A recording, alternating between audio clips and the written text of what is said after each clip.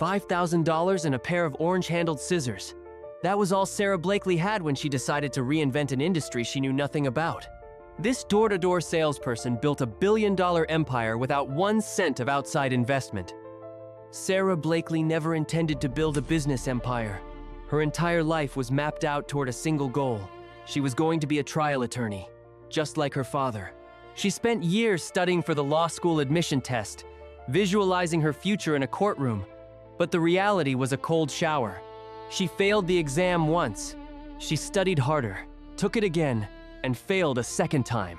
In an instant, the roadmap she had carefully drawn for her life was ripped to shreds. With a communications degree and no prospects, she found herself at Walt Disney World, not as a guest, but as an employee loading tourists onto rides. She spent her days under the Florida sun, wondering how her lifelong dream had evaporated so quickly. She was adrift, broke, and entirely lost in a world that didn't care about her plans. After the theme park, reality arrived in the form of mounting bills and a job she grew to loathe. She was hired by Danka, an office supply company, to sell fax machines. On paper, she was a sales trainer, but the reality was a brutal daily grind of cold calling. Every morning, Sara would pull on her mandatory pantyhose and step out into the suffocating Florida heat. She spent 8 hours a day walking into office parks where she wasn't invited, trying to sell machines to people who didn't want them. She was yelled at, had business cards torn up in her face, and was frequently escorted out by security. One business even called the police to remove her from the premises. This wasn't a temporary setback. It was her life for 7 long years. She spent nearly 3,000 days waking up with a knot of dread in her stomach, driving a beat-up car, and wondering if this relentless cycle of rejection was all she would ever know. 7 years of hearing the word no 50 times a day takes a devastating toll on the human spirit. Sara would often sit in her parked car, the sun beating down on the dashboard, and sob until she could find the strength to knock on one more door. While her friends were getting promoted and buying houses, she was dodging security guards in corporate lobbies. Her confidence wasn't just shaken, it was shattered. She felt like a complete failure, a disappointment to the father she had wanted to emulate. The physical misery was constant. The sweating, the aching feet, and the cheap pantyhose that rolled down her waist and pinched her skin. But the psychological weight was heavier. She was trapped in a dead-end existence with no savings, no specialized skills, and no exit strategy. The walls were closing in, and the shame of being stuck in a life she hated was becoming entirely unbearable. She was drowning in a sea of mediocrity, and nobody was coming to save her. The breaking point arrived on a humid Tuesday afternoon. Sara was driving her white Toyota between sales calls, the air conditioning struggling against the Florida heat. Suddenly, a wave of despair hit her so hard she had to pull over to the side of the highway. She threw the car into park and completely collapsed. Gripping the steering wheel, she sobbed uncontrollably as traffic rushed past her. She actually yelled out loud that she was in the wrong movie, begging an imaginary director to cut the scene because this couldn't be her real life. It was a moment of pure, agonizing exhaustion. She was financially drained and spiritually broken. The logical choice, the one most people would have made, was to simply surrender to the misery and accept her fate. She sat in that sweltering car for an hour, letting the hopelessness wash over her. It was a moral crossroads: stay in the safety of a job she hated or find a way out. In that dark space, a tiny spark of defiance remained. The catalyst for her billion-dollar empire didn't arrive with a grand epiphany. It happened in her bedroom while she was getting ready for a party. Sara wanted to wear a pair of cream-colored trousers, but she hated the visible lines her undergarments created. She needed the firming control of her uncomfortable pantyhose, but she was wearing open-toed sandals.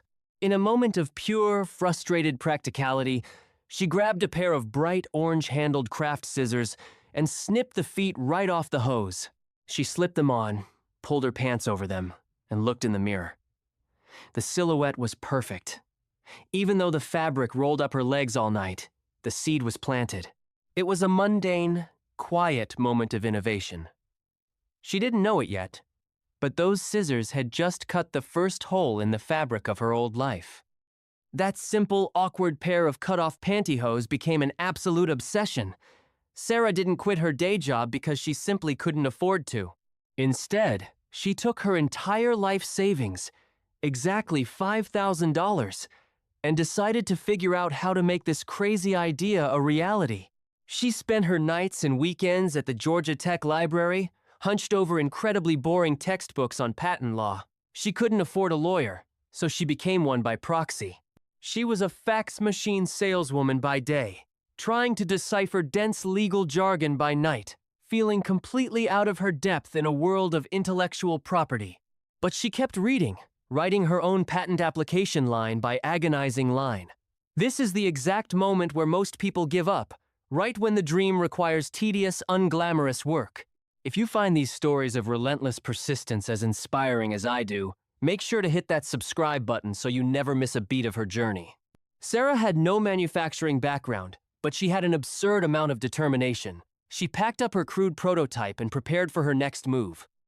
Armed with her self-written patent and a makeshift prototype, Sara took a week off from her day job and drove her beat-up car straight into the heart of North Carolina's hosiery industry. She drove from mill to mill, walking into massive manufacturing plants unannounced, literally begging the managers to listen to her pitch. The response she received was brutally, painfully familiar. It was the fax machine rejections all over again, but this time, it felt deeply personal. Every single mill owner, all of whom were men, looked at her like she had lost her mind. They dismissed her idea entirely, telling her that no woman would ever buy footless pantyhose. She was rejected by every single manufacturer she visited that week.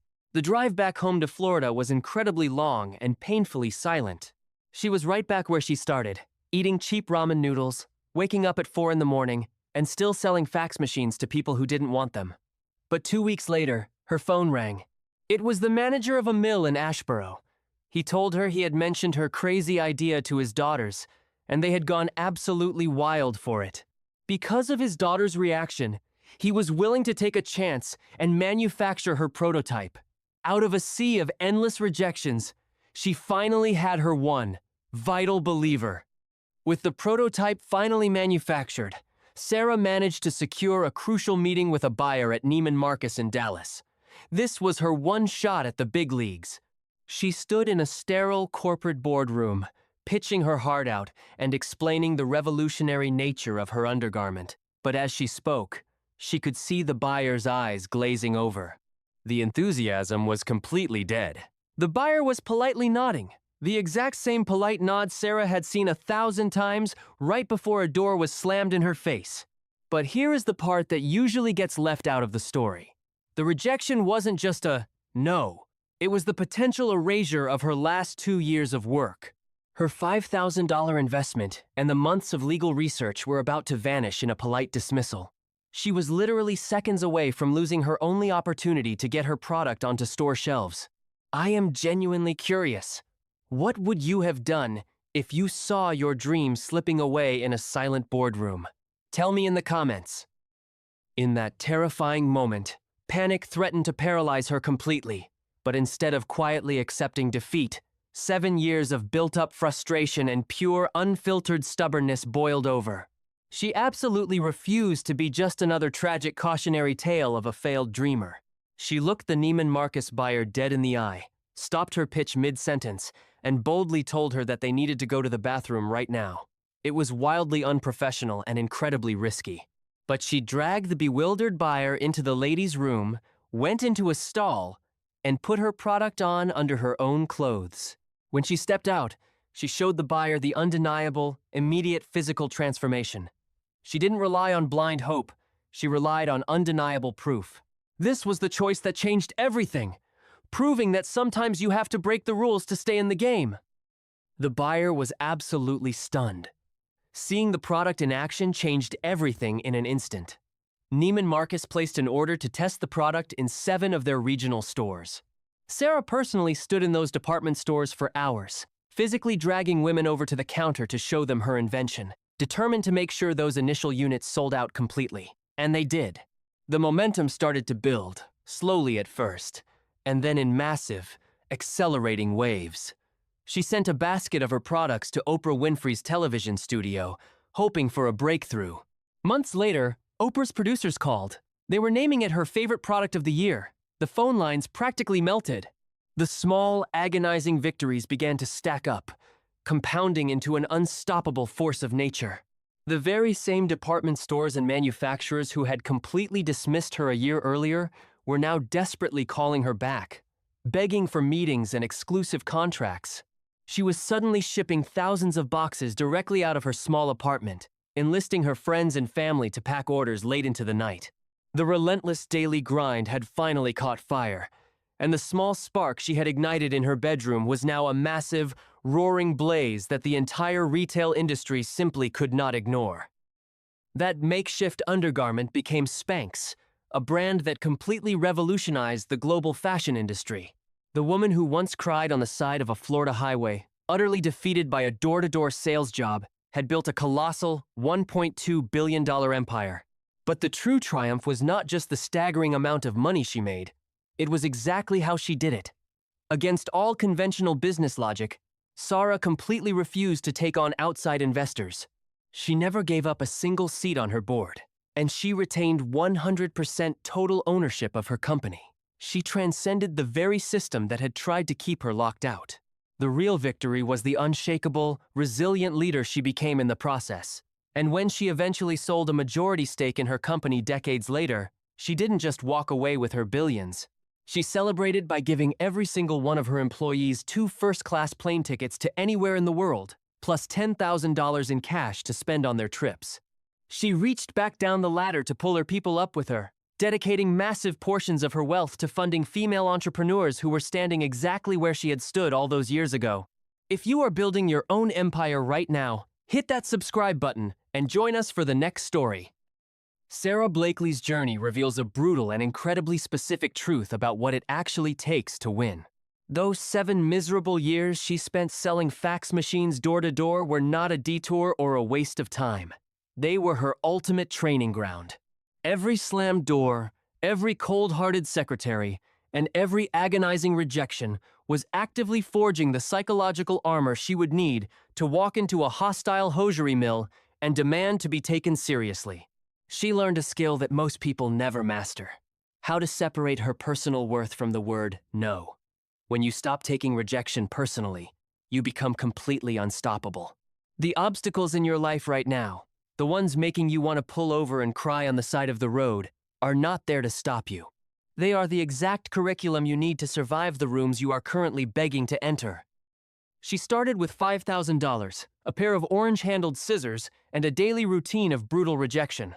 By the end, she had reshaped an entire global industry without ever compromising her ownership or her values. So, I want you to look at your own life and ask yourself a hard question. What is the idea you are hiding right now because you are too afraid of someone telling you no?